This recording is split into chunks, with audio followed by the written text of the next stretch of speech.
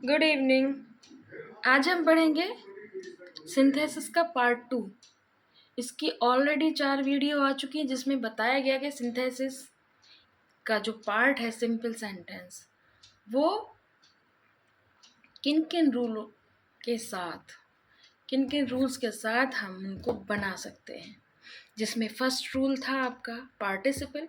Participle 3 तरह का था, प्रेजेंट, पास्ट और परफेक्ट, जिसकी तीनों वीडियो मैं डाल चुकी हूँ। अभी जो सेकंड रूल है उसका यूजिंग नॉमिनेटिव एब्सोल्यूट फ्रेज।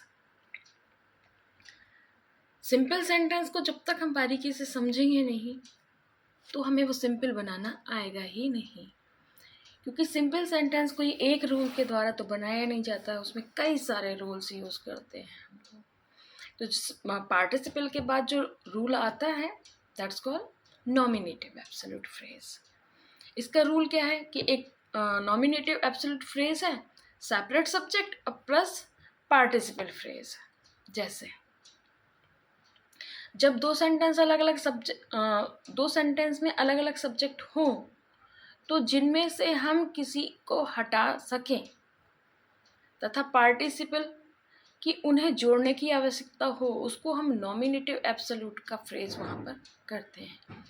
इस नियम का प्रयोग सेंटेंस को जोड़ने के लिए किया जाता है, या सीधी सीधी बात में कहो जिन सेंटेंस में is am are was were first में आया होता है, subject plus were plus to be means is am are was were plus adjective noun plus object आया हो और दूसरे में डिफरेंट सब्जेक्ट आया हो तो क्लैरिफिकेशन से आपको क्लियर नहीं होगा, मैं जानती हूँ। अब मैं आपको एग्जाम्पल दिखाऊंगी तब आपको समझ में आ जाएगा। जैसे द वेदर वॉज फाइन, मौसम सुहावना साफ था। We went on a picnic, हम पिकनिक पर चले गए। अब देखिए एक फर्स्ट का जो सब्जेक्ट है वो वेदर है एंड सेकंड का जो सब्जेक्ट है वो वी है। तो हम यहाँ पर क्या करेंगे, अब जो वॉज वर या इज एम आर है हम उसको बीइंग कर देंगे और जहाँ फुल स्टॉप लगा हुआ है बीच में वहाँ पे कॉमा लगा देंगे। The weather being fine, comma, we went on a picnic. ऐसे second the cat is away, full stop, the mice will play. तो the cat being away, the mice will play. ये जो दोनों सेंटेंस है, जो solution है number 1 का, number 2 का वेदर से पहले भी द आएगा और कैट से पहले भी द आएगा। ये करेक्शन है, इसमें द टाइप नहीं किया गया है, तो आप ये ना सोचिए कि द भी हट गया। The weather being fine, comma, we went on a picnic. And second the cat being away, the mice will play. And third the mother being angry, I kept quiet. तो मदर बीइंग एंग्री वॉज का हमने क्या करा, being करा और comma लगाया क्योंकि अब फुल स्टॉप निकल गया। अब हमने इसे क्या बना लिया, नॉमिनेटिव एब्सोल्यूट बना दिया। अब जब हमने मदर के साथ वॉज वर का यूज़ नहीं करा है, इज एम आर का यूज़ नहीं करा है, तो ये अपने आप में एक सेंटेंस नहीं रहा, ये नॉमिनेटिव बन गया है। I kept quiet, father was glad, we set around him. तो father being glad, comma, we set around. जहाँ पे हम is am are was were को बीइंग में चेंज कर देते हैं तो वो सेंटेंस नहीं बनता, वो बन जाता है नॉमिनेटिव एब्सोल्यूट। तो वो तो हमारा nominative absolute. And third rule जो है वाई यूजिंग इन्फिनेटिव। इन्फिनेटिव का नाम तुमने सिर्फ टू के रूप में सुना है, लेकिन इन्फिनेटिव में भी कई सारे काइंड्स होते हैं कि हम जानें कि इन्फिनेटिव होता क्या है। पहली बात तो सीधी सी बात है, इन्फिनेटिव हो, जीरेंड हो, पार्टिसिपल हो, ये सब वर्ब से बनते हैं। किससे बनते हैं, वर्ब यानी क्रिया से। जो सेंटेंस में कार्य होना पाया जाता है उसी से बनते हैं। तो इन्हें पहचानेंगे कैसे कि हिंदी में वर्ब के अंत में ना नीने आता है, जैसे खाना पीना, नहाना धोना, सोना उठना बैठना, सबके पीछे आप ना आ रहा है। और तुमने देखा भी होगा, जब किताबों में पढ़ा होगा, जब वर्ड मीनिंग जहाँ पे लिखी होती है, इंग्लिश टू हिंदी लिखी होती है, जब ना जैसा शब्द आता है तो हमने देखा है to keep, to read, to study जैसे वर्डों को हम यूज़ करते हैं।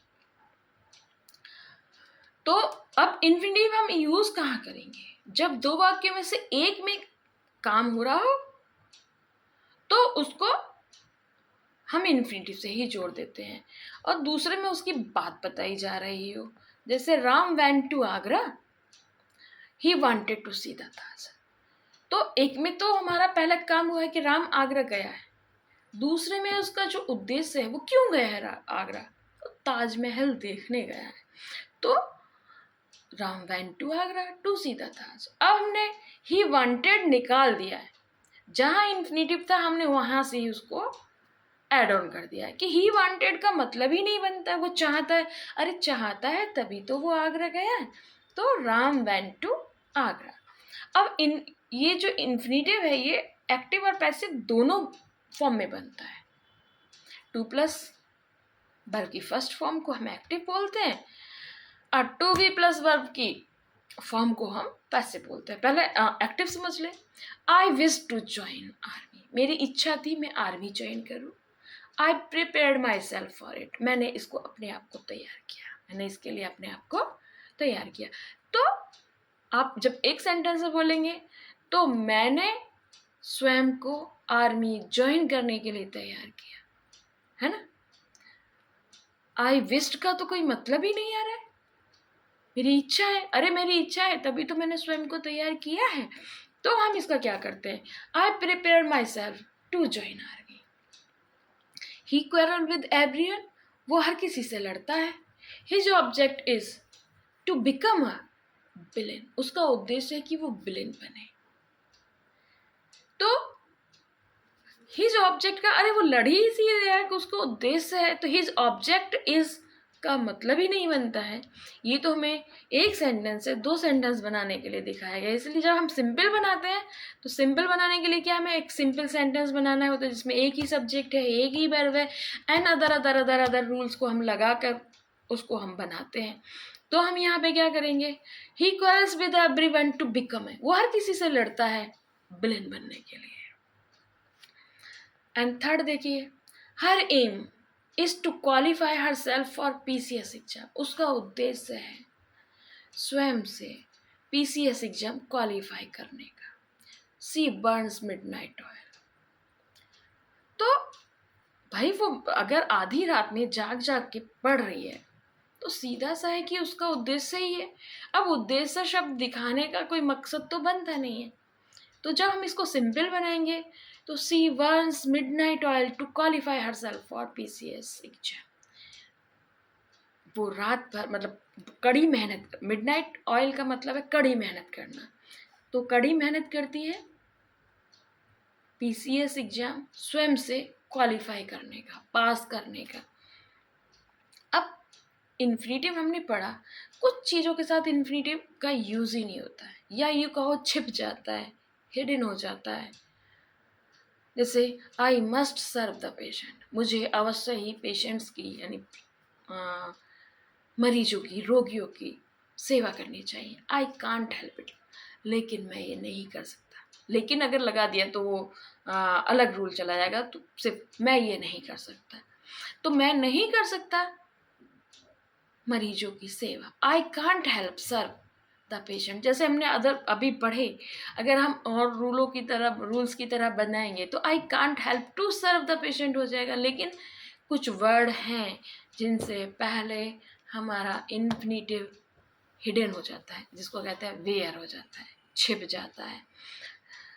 तो जब हम help, see, hear, bid, must, should, dare, need आदि शब्दों के बाद इन्फिनिटिव लाना हो तो हम वेयर इन्फिनिटिव करते हैं, यानी इन्फिनिटिव सिर्फ होता तो है लेकिन दिखता नहीं है, वो छिप जाता है। जैसे कि इम्परेटिव सेंटेंस में क्लोज द डोर, दरवाज़ा बंद करो, लेकिन कौन करेगा, जो सामने है मेरे, यू करेगा। सेम इसमें भी है कि इन्फिनिटिव बोलने में आएगा लेकिन लिखने में इन्फिनिटिव नहीं आएगा। एंड जो सबसे टू, TOO इन्फिनिटिव, जिसको हम एडवर्ब टू बुलाते हैं, रिमूव टू बुलाते हैं, जो आपने पढ़े होंगे 11th-12th में अगर आप पढ़ रहे हैं तो। इसका प्रयोग हमेशा नेगेटिव सेंस में किया जाता है। 99%, 1% इसका पॉजिटिव में किया जाता हो शायद। तो सी इज़ वेरी, वो इतनी बूढ़ी है, सी कांट वर्क हार्ड, वो कठिन परिश्रम नहीं कर सकती है। तो she is too old to work hard. Same subject है, देखिए शी एंड शी, तो हम कह कहेंगे she is too old to work hard. अगर हमारे दोनों सेंटेंस के सब्जेक्ट डिफरेंट होंगे तो हम आगे पढ़ेंगे। अभी Suresh is very tall, Suresh बहुत लंबा है। She can't enter this small door, वो इस छोटे दरवाजे में एंटर नहीं कर सकता। तो सुरेश इतना लंबा है कि वो इस छोटे दरवाजे में घुस नहीं सकता है, एंटर नहीं कर सकता। Suresh is too tall to enter, जो ही कैन नॉट है उसको हम निकाल देंगे, क्योंकि ही आया है सुरेश के लिए और नेगेटिव सेंस दे रहा है कैन नॉट, तो हम इसकी जगह पे लगा देंगे टू और वेरी की जगह लगा देंगे टू। सेम ऐसे ही इस वाले सेंटेंस में भी ये था, वेरी की जगह लगा लिया हमने टू एंड सी कांट की जगह लगा दिया हमने टू, इन्फिनेटिव। अब अगर हमारा डिफरेंट सब्जेक्ट हो, the question is very difficult, प्रश्न बहुत कठिन है, वी कांट सॉल्व इट, हम इसे सॉल्व नहीं कर सकते। तो वेरी की जगह टू लगाएंगे। और जो दूसरा सब्जेक्ट है, डिफरेंट सब्जेक्ट है, देखिए question first subject and we second subject, जब सेकेंड सब्जेक्ट डिफरेंट होता है तो हम उसको फॉर करके और जो सब्जेक्ट है उसका ऑब्जेक्ट लगा देते हैं। क्या लगा देते हैं? ऑब्जेक्ट। जैसे बी का ऑब्जेक्ट क्या हुआ? अस, तो हमने लगा दिया the question is too difficult for us to solve. It इसलिए नहीं लगाया क्योंकि इट किसके लिए रिमाइंड करा रहा है? क्वेश्चन के लिए। इट किसके लिए आया है? क्वेश्चन के लिए। जब क्वेश्चन आ गया तो इट का कोई मीन बचा ही नहीं। एंड फोर्थ देखिए, the table is very rough, मेज बहुत रफ थी यानी खराब थी। It can not be use for this purpose, वो इस के लिए, इस उद्देश्य के लिए इस्तेमाल नहीं की जा सकती है। तो इसमें भी देखिए क्या है, इसमें पैसिव वॉइस है, कैन नॉट के साथ बी आया हुआ है। तो जो हम टू लगाते हैं, सब्जेक्ट प्लस कैन नॉट को निकाल कर जो टू लगाते हैं, कैन नॉट बी आया हुआ है तो टू बी का यूज़ करेंगे। क्या करेंगे? टू बी का यूज़ करेंगे। अब पैसिव कैसे पता चला है? कैन नॉट के साथ हमेशा वर्ब की फर्स्ट फॉर्म आती है, और आप यहाँ पे देखिए कैन नॉट बी यूज्ड आया है, that means is am are was verb के साथ अगर वर्ब की थर्ड फॉर्म आ रही है तो कॉमन सेंस में हम समझ जाते हैं कि ये पैसिव फॉर्म है। तो वैसे ही कैन नॉट के साथ अगर वी और प्लस वर्ब की थर्ड फॉर्म आ रही है तो ये हमारा है पैसिव फॉर्म। तो इसको करेंगे द टेबल, वेरी की जगह टू लगाएंगे, रफ।